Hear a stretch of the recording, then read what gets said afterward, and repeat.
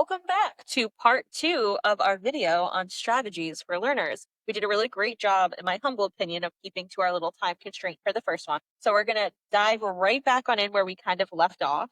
And we're going to talk about overcoming learning obstacles. Right. So after you have implemented and researched different strategies and all that exciting stuff, there are learning obstacles that you might see is more prevalent with specific strategies. Mental and learning overload is what we usually call it. When you are providing so much information, it's receiving more information than inputting. Right. I can go through a whole lesson on one particular subject matter.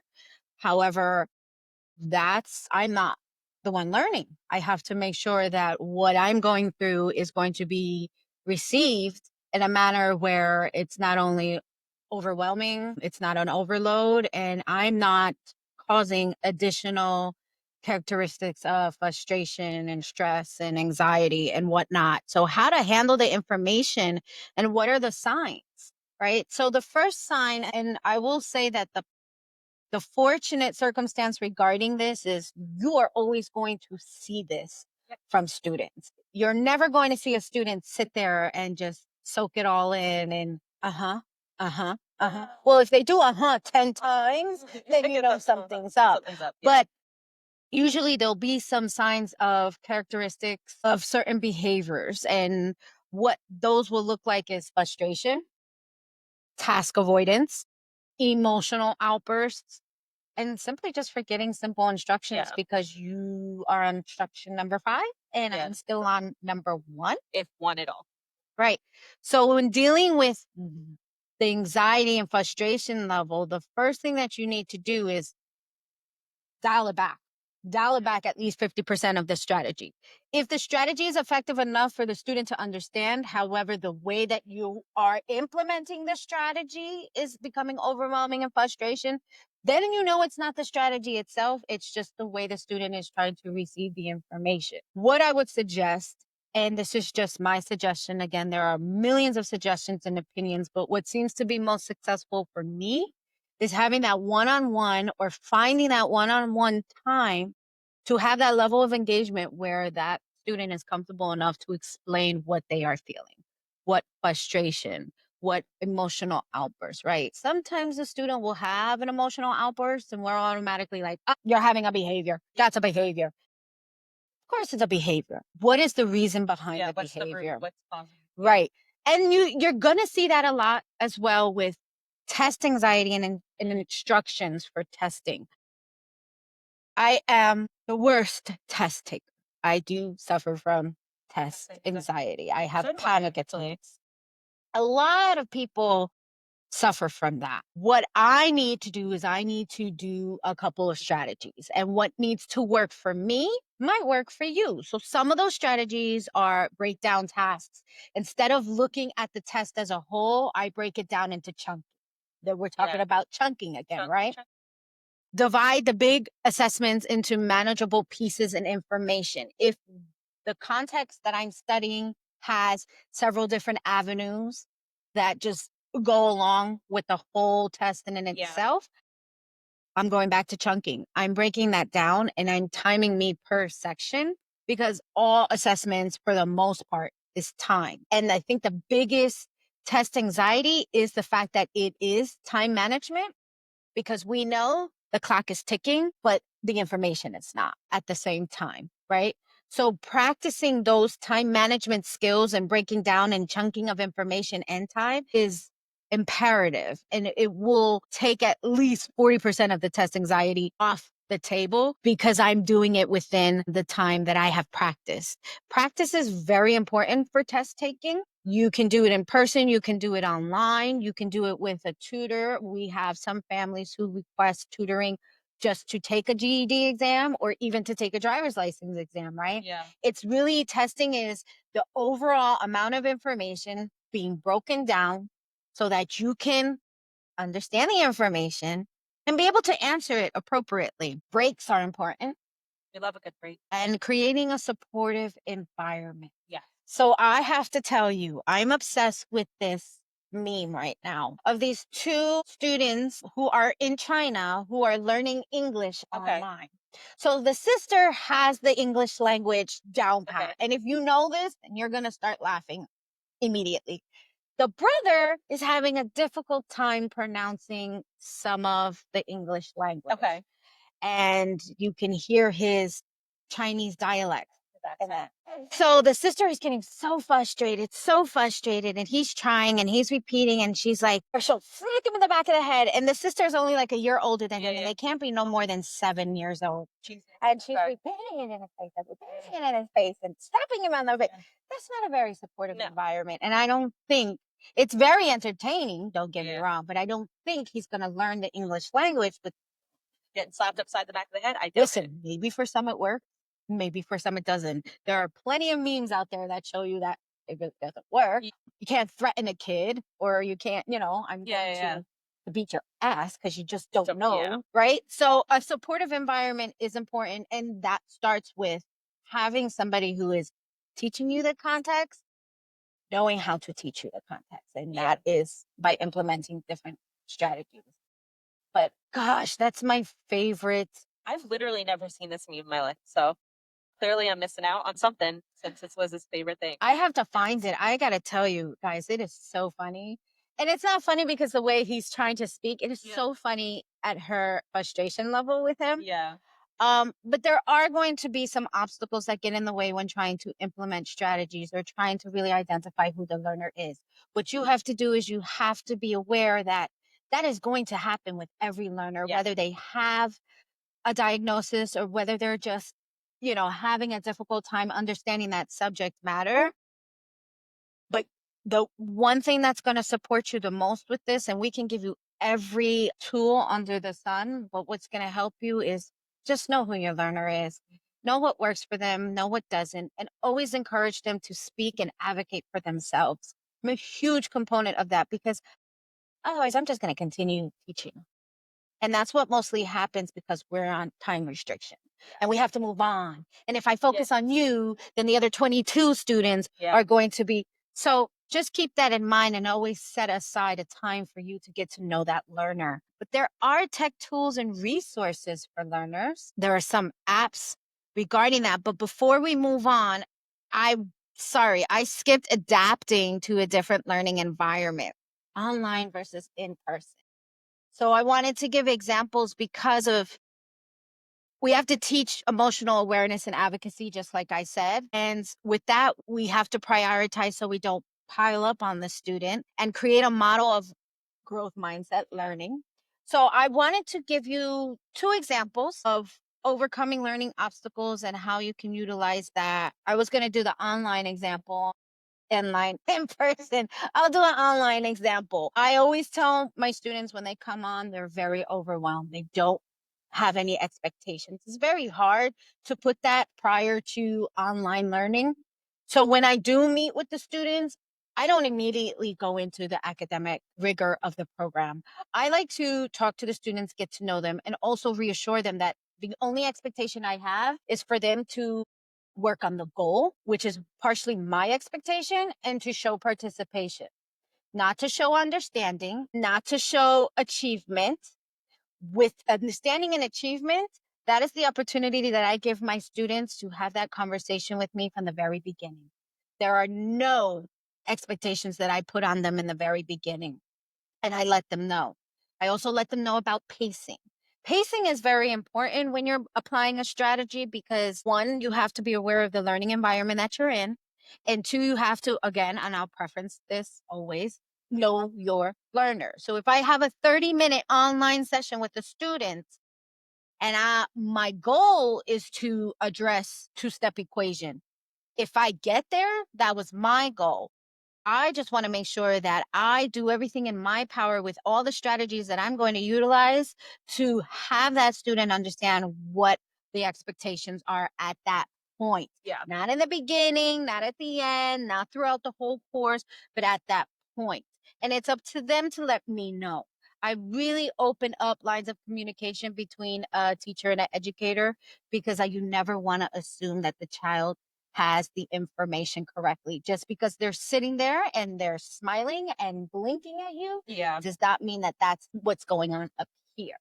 What is an example? What could we do for in person? I mean, it's very similar, Hmm. honestly. For in person, though, you can have more of those touch points. Better word there, in person, right? Hmm. Like, obviously, in your classroom, it's not going to be like online. You have more of the luxury of it being one to one.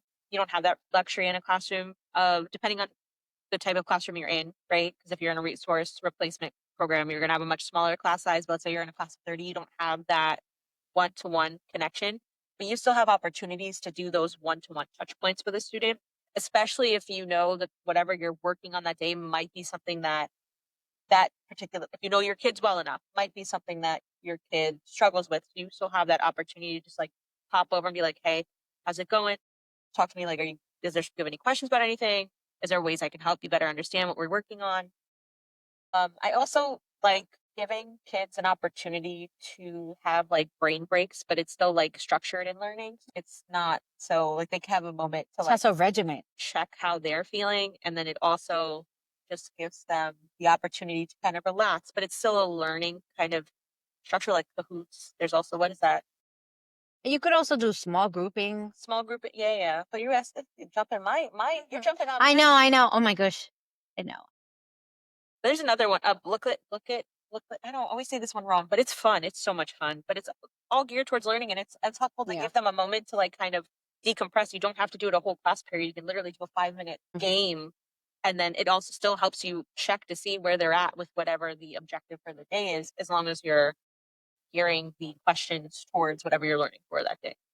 Right. Yeah. I think that we, there was a question, and having a conversation with one of our previous colleagues, there was a question that's like, the idea is spectacular, but I have no time for my day. The teacher shortage. I have Yeah. a prep period. Well, I used to have a prep period, now I have to teach. And so now I am trying to acclimate myself to a whole different learning environment and whatnot. This, by no means, this is very time consuming. And yet, what I used to implement, I'll give you an idea, and this is just another way of implementing. I used to have teacher student conferences. And I used to find times, down times when it was silent reading time, small group time, pull out time, where some of my students were pulled out. So then half of my class was there, where I had small conferences with the students. And it wasn't to talk about their progression or regression, it was to talk about them. Yeah. It was to talk about, how do you feel? It was a talk about, what do you want to advocate for me right now? And again, that's just another idea to have in order for you to get to know the students. Once you identify those students' needs, again, I will preference whether they are in special education or they're not. Yeah. It's still education. And once you identify their needs and how they can perceive information, it's going to be an easier task for you to implement that instruction or that particular Yeah. strategy. Absolutely. It really like I know we talk a lot. We throw the special education around because me and Liz have spent a lot of time with working with kids in special education. But these are things you can utilize with every kid, right? Mhm. Regardless, it does not matter. These are things that are applicable to every single child that walks through your classroom door, right? If you're a parent, and no matter how many kids you have, it will, all of these in some way, shape, or fashion will apply to your children, right? So when we're giving you these scenarios and things, it's not just under a special, yes, there's a special education lens there, but it's not just under that. I have spent numerous years working in a general education setting with kids. Whilst there are kids with IEPs in that setting, obviously, but working with a larger general education setting in comparison to my last couple of years where I've focused on literally just students in a resource replacement program in special education. So these are things I've been utilizing for, God, Jesus Christ, like 9 years. It's no different. Especially if you're in an inclusion setting, Yeah, you need absolutely. to, yeah, that's going to be imperative for your instruction and classroom management. But we are also not only an informative platform, but we do like to provide those tools and resources for you to utilize with the subject matter that we're speaking of. So the best apps for note-taking, flashcards, and organizations, there's an app called Notion and Microsoft OneNote, which Love OneNote. she put me on, and it OneNote. organizes your life, your thoughts, your ideas, your lessons. Everything. I would show you mine, but then it's giving away all of our stuff. But like you can make tabs and like I will Microsoft should just fire me because I love OneNote. You can make tabs under those like oh my god, there's just so many things you can do with OneNote. Oh my god. And Notion is another application like OneNote, but it's not as complex with the tabs, and you don't have to get all fancy with it. And Notion would probably be most useful for students. There's also Evernote too. That's Yes. another one you Yes. could utilize. Yes. I have a student who, can we use our Evernote? Yeah. Yes. And that's great for online because you can share information, email, and send out notes. Online platforms for extra support, which is time management. Oh, Notability too. If you're more of like instead of a typing, you're more of a handwriting. Notability is another one. There's also Samsung Notes, but that's only on Android. Yeah.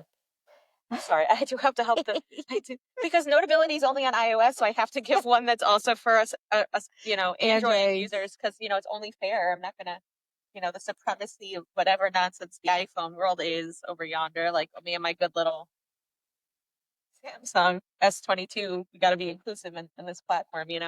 I mean, that is true because it is good to say that because some applications don't work on an Android and only on an iPhone and vice versa. So that's really great. Yeah. Time management. The time management resources and tools. So online there is, well, this is an app and it's generated for both Android and Apple users. It's called Force app, where it's a focused timer. So you could set a timer for as long as you want. You're going to type the plant so the tree will grow. Now, this is a visual timer. Oh, it's got a tree? It has a tree. Let's check that out. So at the beginning of the time, it's a stump and then it'll blossom into something. Now, I have students that are visual learners who love to look at that. These are good for also for students who don't have time management skills and or number skills or can read a clock, right? So you're going to use this fun little app.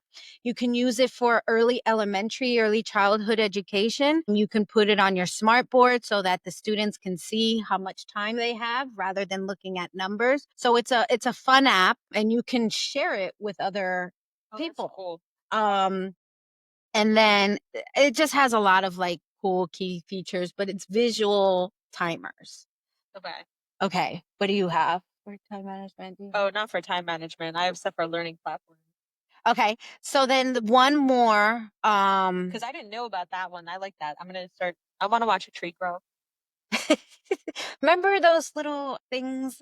They were keychains and you had to they would hatch after a certain amount. Tamagotchi? Not you just Tamagotchi, a keychain. You remember the keychains? Yeah. The thing my mother killed repetitively on me would send my mom every day and be like, Mommy, I was little, obviously, because Tamagotchis came out when we were like kids, right? Yeah. Like, Mommy, can you take it to work and take care of it for me? Oh, yeah. Of course, she's going to watch this and I'm going to get some back talk after I send this. Killed them constantly. Be like, Mommy, can I have my Tamagotchi back? The damn thing be dead. She didn't take care of it. She's not very good with time management. I wasn't allowed to do it at school.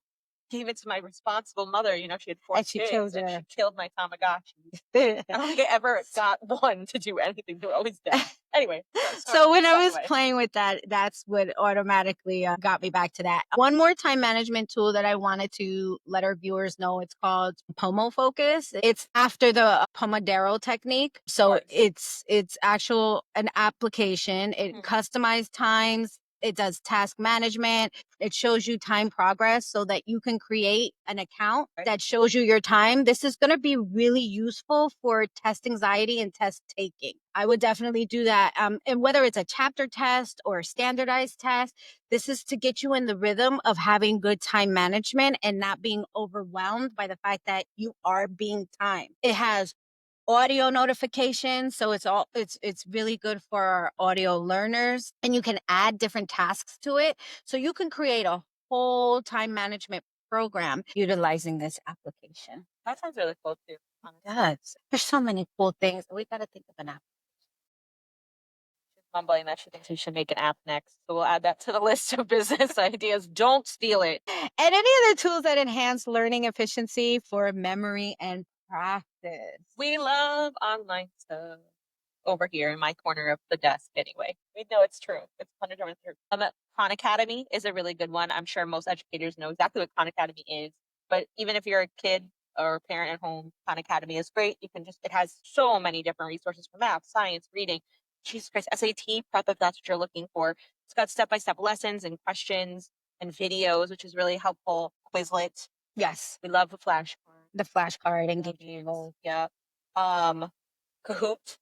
You don't need other people to play Kahoot. You can play Kahoot just by your lonesome with questions, much like Quizlet. You can put them in and make the questions, and it'll help you with that the prep. And like you can always get your if it's for your students, obviously that's you have a whole class playing. You can also like if you're a parent, you can do it with your kid, even though you don't really you have no stake in what the answers are, but it's still helpful. There is also that book again. I'm never going to say this right because I always call it Book It, but I think it's called Booklet. Same thing, very similar, but it has a more of like a you can choose like different layouts and stuff. You don't see the questions. Every kid gets different questions. I mean, it's the same set of questions, but in different orders. So you don't have to worry about like, your students peeking over and being like, what do you get for this one? It's also not timed. Like it's not like Kahoot where it's timed on the screen. So it's self-paced, which is also really helpful for kids because it gives them time to think through the questions. They don't have to actually like feel the pressure of like, I gotta click this in the next 10 seconds or I'm gonna get it wrong kind of thing. And that's helpful. And then I don't know what this last one is though. You have one that I don't know. Enkai, Yeah. it's another application for memory retrieval, and they utilize a lot of custom flashcards. So you can create your own flashcards. They give you a template. You put the information in. It's what you want the student to memorize. So you could do multiplication choices. You could do historical facts. You can download already pre-made decks based on the subject content that you're interested in. It has a space repetition algorithm, and I have to read this because I don't want to mess this up. It focuses on learning material and you find challenging optimizing study time. So you can set up a time management game with the flashcards, whether they're given to you or you create them. And much like with the other application that I was saying, you can increase your time, decrease your time. There's just a lot of fun multi-device sequencing in these programs that'll help you focus on memory and retrieval of information. It also tells you whether the student is able to identify the information appropriately or not. I just want to go and say, before we talk about some success stories by utilizing and studying all these strategies, this is time consuming. Yes, absolutely. It's very time consuming. And I know right now in the world of education, time is priceless. Very precious. We're doing more than usual. We are stressed as educators and as parents more than usual. There's a lot of floating parts that we don't know what's going to we don't know how that's going to look like. I want to say this. You're always going to go back to the drawing board. Even if a strategy is successful, it does expire. It expires with the growth of the student's mind. But when it does expires, that's progress. And I want you to be aware that although you're putting much time and effort to, what did we say, identifying who the child is, identifying their needs, having conferences with them, getting to know, the social emotional aspect of it all too. It is going to be, or it sounds a bit overwhelming. But I just want to preference by saying that your efforts will not go unnoticed, although it might not be verbalized to you. But when you see that child get that concept that they were struggling in, whether it was for a week or for a month or a whole quarter, because all of the effort that you put into and now they understand it in whatever way they want to show you, which you have, just accept it, whether it's verbal or whether it's independent practice, whether it's, practical application, you see the student has an understanding, the reward of knowing that your efforts had this child move on is going to reap more benefits that will make you forget about you being tired, overwhelmed. And I'm saying this as an educator. I can't say this as a parent, but I have worked and consult with many parents who it is mind blowing how at ease they are because this worked.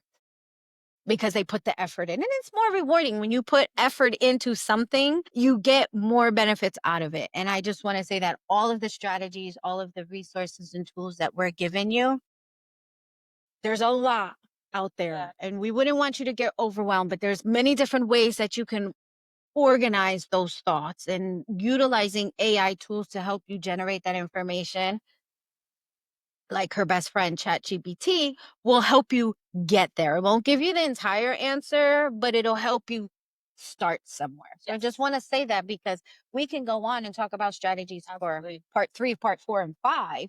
Probably But until infinity and beyond. there you go. But it can be overwhelming. And you just need to take it step by step, child by child. So without that whole motivational spiel, give me one success. One success. Yeah, I mean, you could give me success of lessons. I mean, you've created a whole curriculum for a program that they still utilize to this day, even though she's not at the institution Yes. currently. So Yeah, multiple curricula that I have created. Yeah. there you go.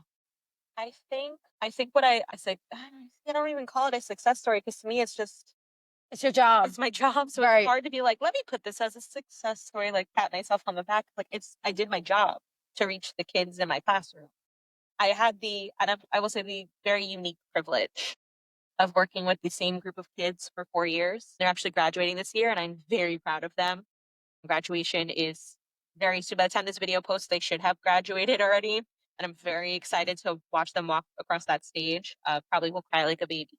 But I've had the very unique experience of getting to learn alongside of them because they've pushed me so much Mhm. to grow and utilize my growth mindset to best support each one of them because all of their learning needs were all in different places. I have watched all of them grow and turn into much more confident young, now about to be young adults from the time that they walked through the doors freshman year.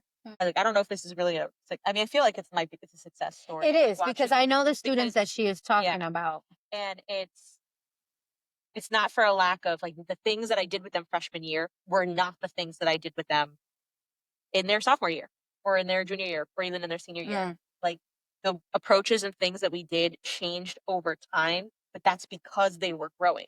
So approaches that I used with them, very like rudimentary, very chunked, right? They didn't need it by the time that they were juniors, Those right? strategies Those work. strategies work. You saw the change. Like even my curricula that was written 4 years ago had to be adjusted because it no longer applies, right? Because and I think that's the beauty of when you get to create your own curricula, you can look back on it and be like, damn, those things worked really well, but now I have to change it because those are not the things they need anymore. And that's what strategies are, ever evolving, whether it's strategies that were research based or I'm just picking up a hot glue gun and creating a sensory table. We don't need a sensory table with teenagers because that's chaos. Well, yeah, you know, yeah.